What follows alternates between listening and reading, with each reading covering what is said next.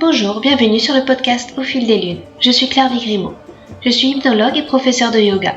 Vous pouvez me retrouver sur le site clairviyoga.com, KLERVIYOGA.com, où je vous présente toutes mes activités. Toutes les semaines, je reçois des invités dans ce podcast qui nous parlent de leurs activités autour du bien-être, que ce soit l'hypnose, le yoga, le reiki, la sylvothérapie et bien d'autres thèmes encore. Alors sans plus attendre, voici l'épisode du jour.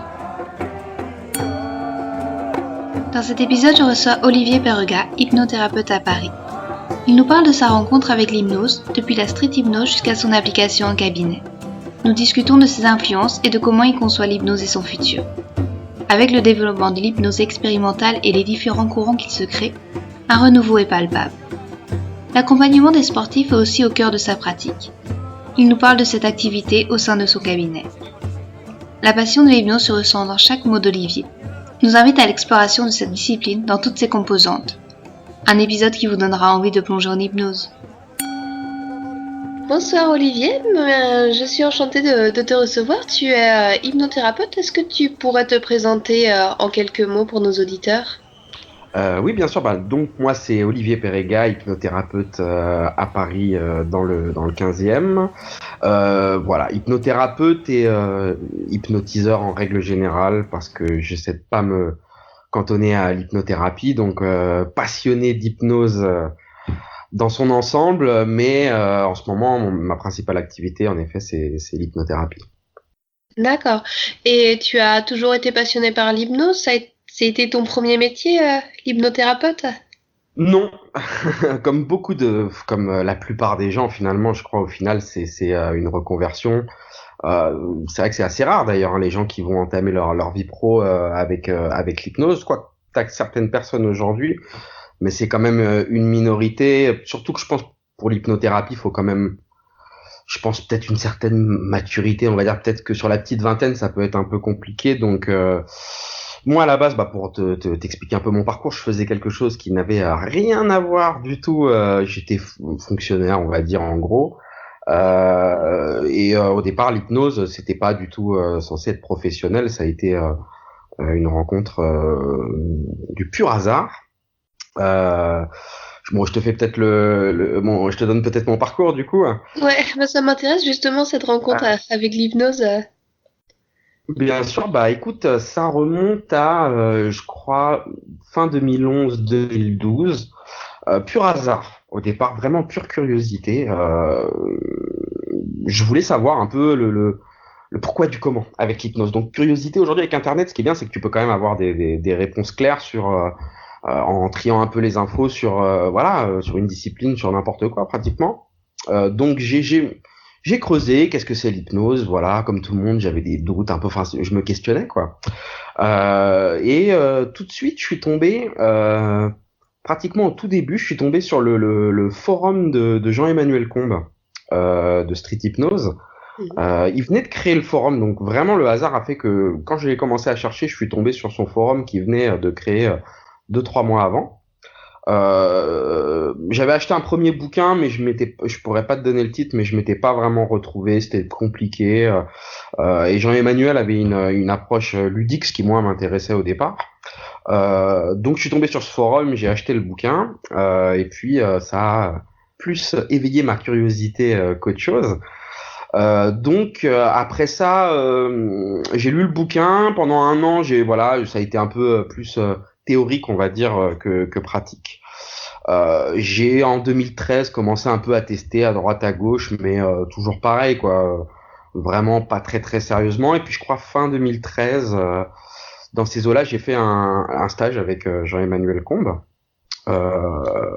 où j'ai vraiment pratiqué pendant 2 jours. J'ai vraiment découvert l'hypnose et là, j'ai quand même compris que ça allait être quelque chose tout de suite qui allait faire partie de ma vie. D'ailleurs, c'est ce que je lui ai dit. Sur le coup, je lui ai dit, je crois bien que ça va changer ma vie, tout ça. Et quelques années après, oui, ça a bien changé ma vie complètement. Donc, ça a été une découverte et puis rapidement coup de foudre avec l'hypnose. Et puis tout de suite après, j'ai commencé à beaucoup pratiquer. Tout de suite à m'intéresser un peu aux diverses applications que tu pouvais faire de l'hypnose. 2013 ouais, 2013-2014. Tout de suite, j'ai commencé à beaucoup échanger avec d'autres hypnos. J'organisais des repas chez moi où j'invitais pas mal de passionnés, où on échangeait. Et puis, rapidement, on est vite sorti un peu de l'hypnose ludique parce qu'il y avait vraiment des passionnés et des gens qui avaient une vraie culture de l'hypnose. Donc, ils m'ont un peu ouvert l'esprit sur Erickson. Et puis, voilà, 2013-2014, j'ai commencé à me dire, bon, je pense que je vais me former à l'hypnothérapie. Bon, je fais tout le parcours, hein, peut-être d'un coup. Un ami qui savait que je voulais me former à l'hypnothérapie m'a dit, bah, tu devrais aller voir. Il y avait Antoine Garnier qui donnait des cours à ce moment-là, des soirées un peu découvertes sur Paris. Et comme bon, j'avais regardé les écoles à droite à gauche et que j'étais pas totalement convaincu par ce qui était proposé, même s'il y a des bonnes choses, j'ai été voir Antoine et puis j'ai beaucoup apprécié son travail. Donc dans la foulée, je me suis formé. J'ai même dans la foulée aussi travaillé un peu, enfin beaucoup travaillé avec lui d'ailleurs. On a organisé des choses ensemble. Et puis là, voilà quoi, rapidement, c'est devenu une activité que je faisais en dehors du boulot, mais tout de suite, ça a pris le dessus et rapidement, j'ai fait la conversion et j'ai commencé à organiser pas mal de choses autour de l'hypnose quoi. Et aujourd'hui, bah c'est mon activité j'allais dire à 100%, à 200% plutôt. Donc voilà en gros quoi, pour mon parcours. D'accord. Et du coup, au final, t'es venu un petit peu par le côté ludique de l'hypnose. C'était plus ces phénomènes un petit peu amusants qui t'intéressaient au départ. Et comment tu es venu peut-être à la thérapie par l'hypnose? Il y a eu un basculement qui s'est opéré?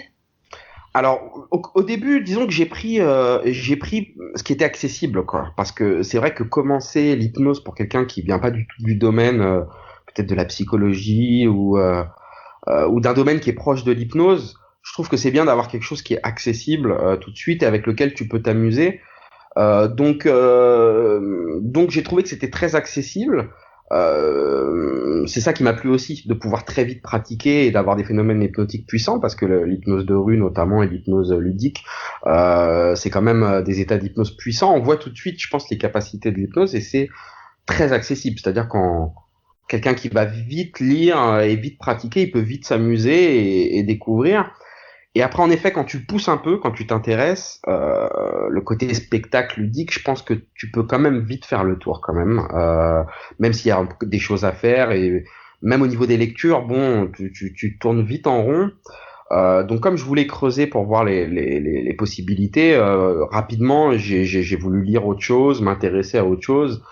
Et dès que tu t'intéresses à autre chose, bah t'arrives sur des auteurs qui étaient plus sur le côté médical thérapie quoi, ou alors t'arrives sur des côtés PNL, peut-être communication aussi. Mais moi j'ai été très centré hypnose, c'est-à-dire que avant j'ai un peu regardé la PNL. Ça me parlait moins. J'étais hypnose il y a 2 siècles et demi. Comme je dis toujours, il y a 2 siècles et demi d'histoire avec l'hypnose. Donc avant de voir déjà des dérivés, pour moi, je trouvais ça bien de maîtriser la discipline.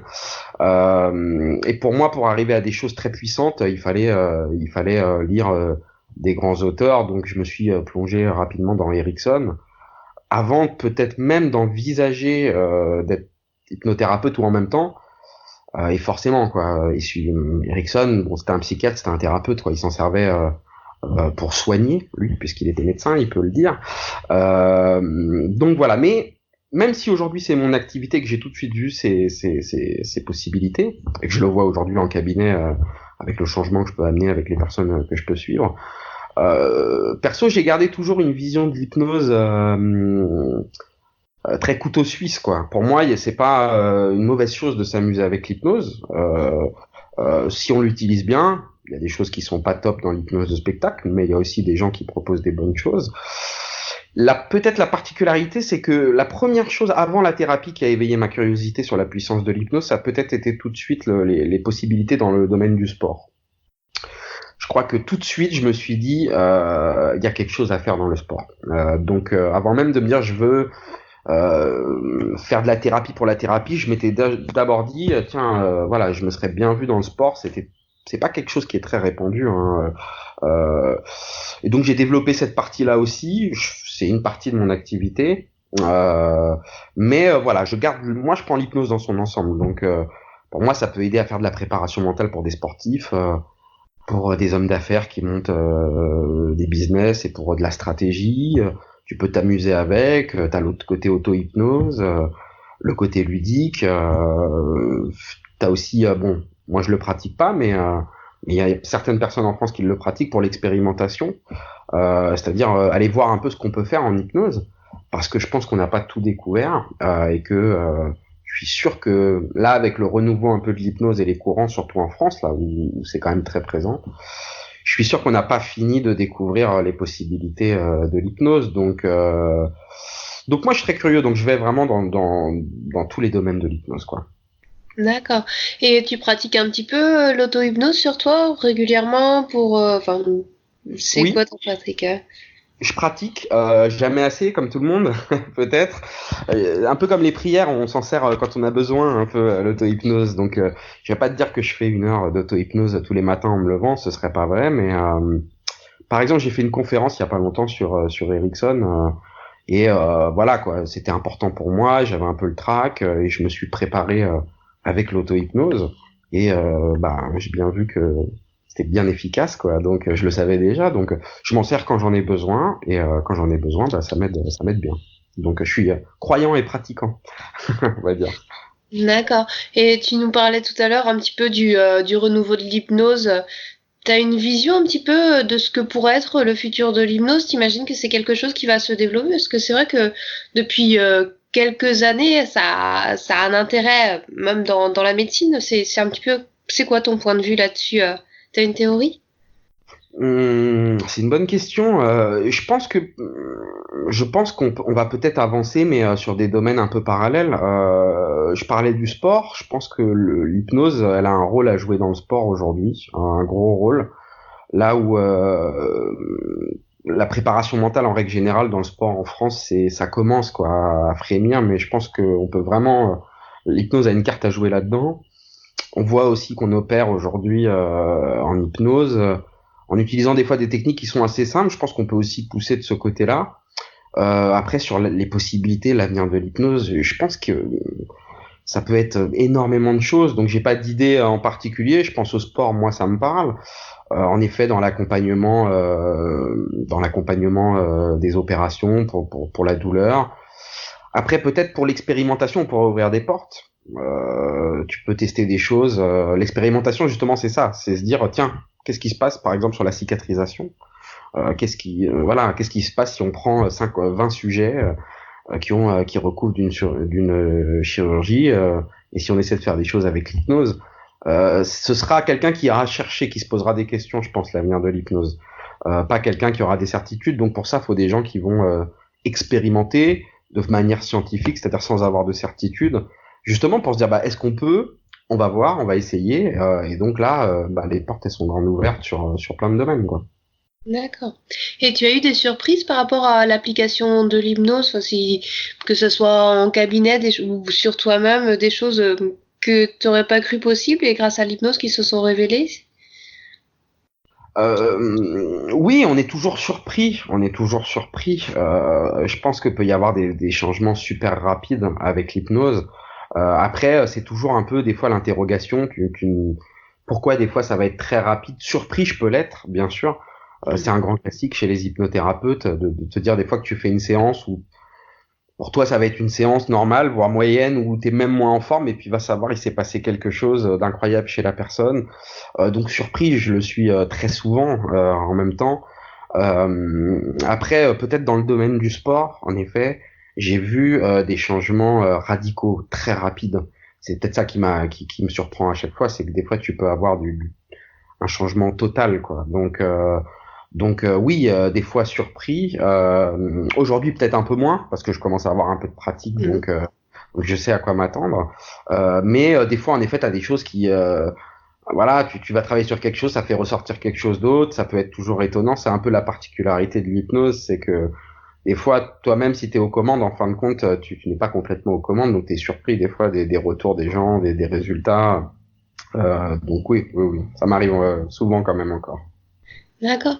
Et justement, une petite question par rapport à l'hypnose et le sport.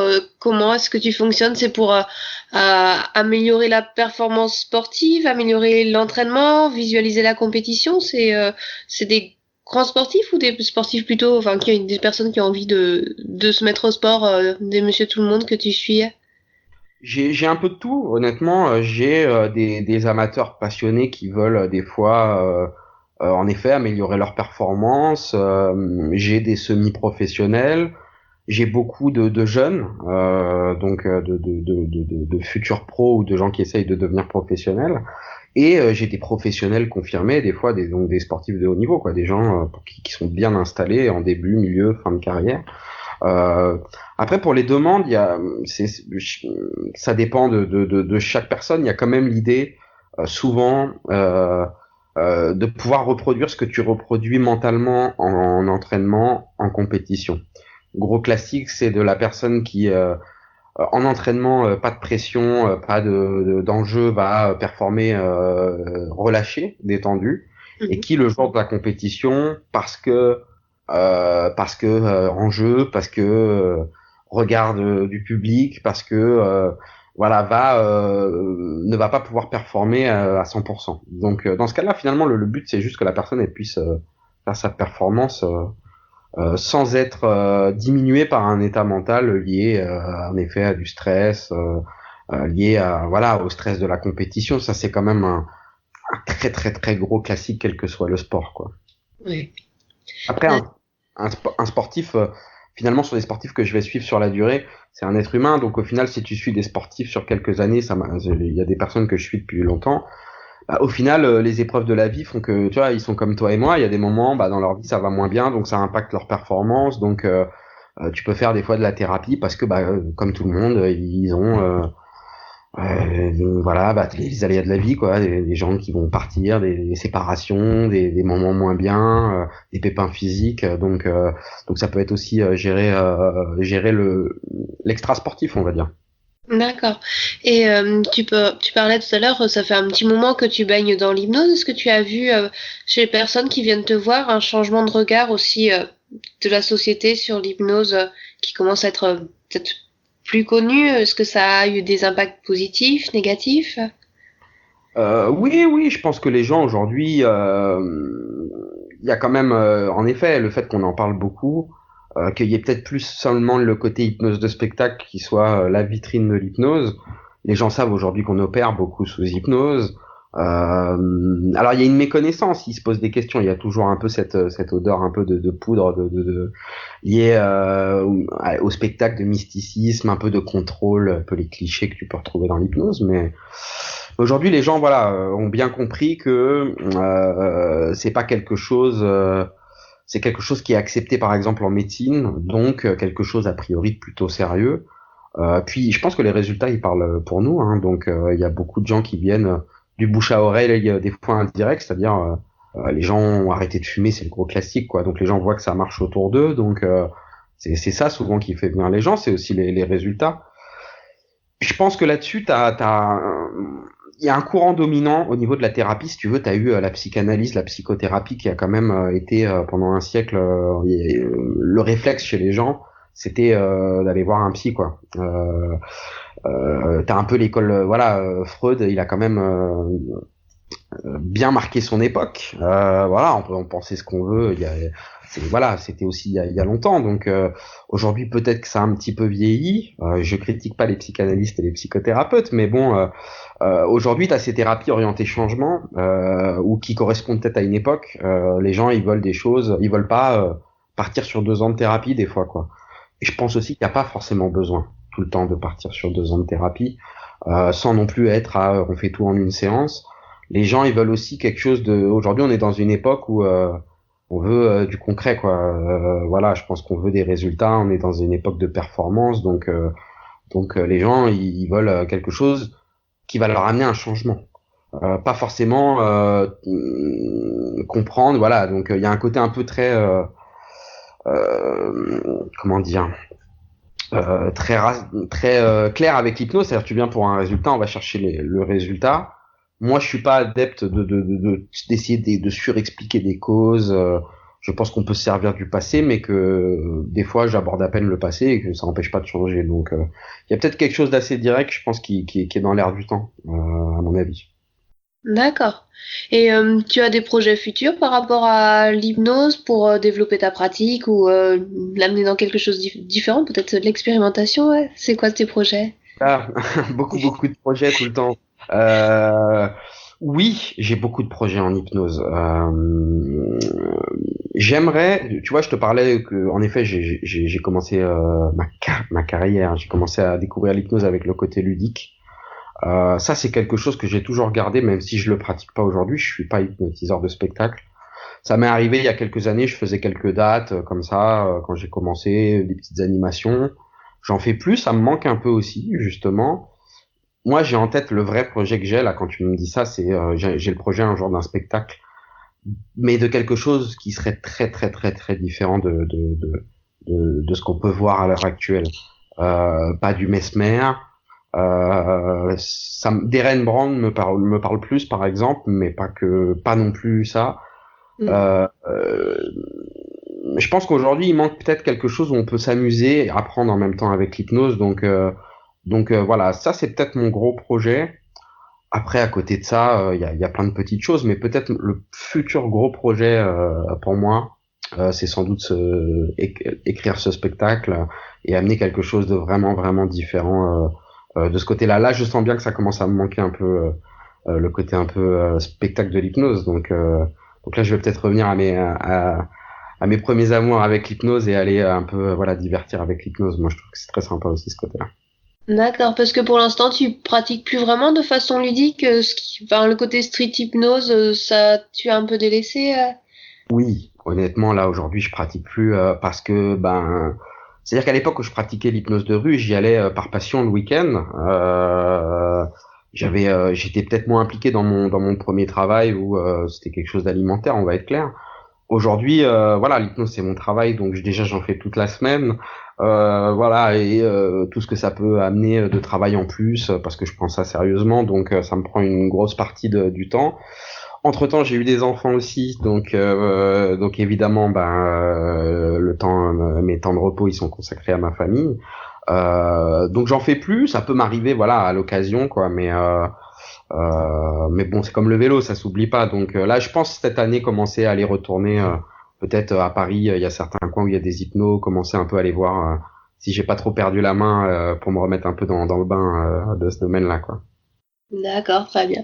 Et du coup, si les auditeurs veulent te joindre, tu as un site web ou je sais pas, un réseau social sur lequel ils peuvent te contacter? Oui, bien sûr. Donc mon site c'est Peyrega Hypnose Paris. Alors je vais épeler peut-être mon nom de famille parce que un peu compliqué. P comme Patrick, Eyrega. Donc Peyrega Hypnose Paris. Ça c'est pour le côté thérapie. Après j'ai un deuxième site qui s'appelle deeperhypnose.com. Là c'est quelque chose qu'on avait créé à la base pour la formation. Et qui est quelque chose aujourd'hui où je fais les projets un peu annexes sur l'hypnose. J'ai organisé des conférences l'année dernière, chaque mois avec des grands noms de l'hypnose que j'ai filmé, donc que je vais mettre en ligne bientôt. Donc ça, c'est plus pour le côté partage, un peu en dehors de mon activité de thérapeute. Et après, pour les réseaux sociaux, moi j'ai mon Facebook personnel, mais pour les gens qui s'intéressent, ils peuvent m'ajouter Olivier Peyrega. Voilà, c'est un peu les réseaux avec lesquels je communique. Merci beaucoup et puis merci beaucoup aussi. Moi, je t'avais connu aussi par le biais d'une infographie qui était vraiment super claire sur l'hypnose. Enfin, déjà l'histoire de l'hypnose aussi. Puis c'était les choses un petit peu pour expliquer l'hypnose de façon simple. Et c'est vrai que tu es aussi très généreux dans ta façon de présenter l'hypnose. Donc merci aussi beaucoup pour ça. Non, de rien. Moi, je pense que ça fait partie. Ça fait partie déjà de ma façon de voir les choses, et puis en donnant, on apprend aussi. Moi, depuis mes débuts en hypnose, voilà, j'ai un peu cette mentalité de partager. On m'a aidé quand j'ai débuté, voilà.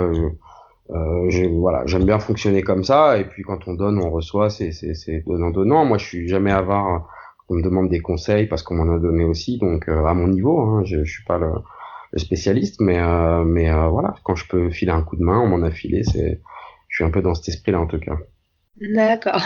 Merci beaucoup Olivier. Puis belle soirée à toi. Je te remercie. Un petit annoncement pour clore ce podcast. Vous trouverez sur mon site clairviyoga.com, KLERVIYOGA.com, tous les accompagnements disponibles en hypnothérapie et yoga-thérapie. Je suis à votre disposition pour vous accompagner vers un mieux-être, que ce soit en présentiel ou à distance via Skype ou Messenger. Et si vous voulez vous amuser et vivre des expériences fascinantes, faites un tour du côté des Pyrénées-Atlantiques le temps d'un week-end. Une fois par mois, je vous propose des ateliers d'hypnose le vendredi soir et les matinées du yoga le samedi matin. Vous trouverez toutes les infos à la rubrique Atelier du site clairviyoga.com. Enfin, ce podcast est aussi possible grâce à l'espace membre Clairviyoga.